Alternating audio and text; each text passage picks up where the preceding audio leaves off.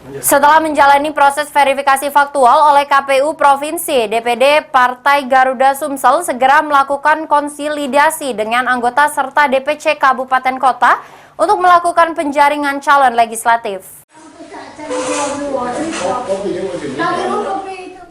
Proses verifikasi faktual partai politik telah dilakukan oleh KPU Provinsi Sumatera Selatan. Salah satu parpol yang menjalani adalah Partai Garuda. Dari proses verifikasi yang dilakukan, DPD Partai Garuda Sumsel dinyatakan memenuhi syarat atau MS.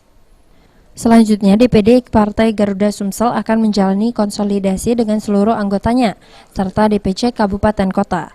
Guna proses perekrutan calon legislatif, Dolmar J. Damarjaya selaku Ketua DPD Partai Garuda Sumsel mengatakan, jika partainya akan mencoba menarik generasi milenial untuk bergabung, baik itu sebagai pengurus maupun saksi dalam pemilu mendatang.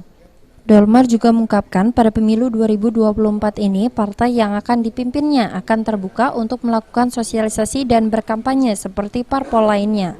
2019 yang kemarin, Garuda memang gerakan senyap karena partai kecil dan sudah mempunyai 41 caleg se-Indonesia.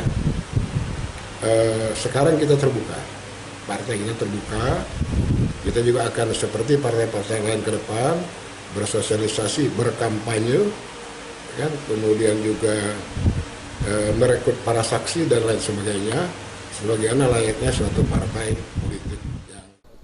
DPD Partai Garuda Sumsel sendiri menargetkan ada wakilnya duduk di kursi wakil rakyat, baik itu di pusat, provinsi, hingga kabupaten kota. Firman Hidayat, PAL TV.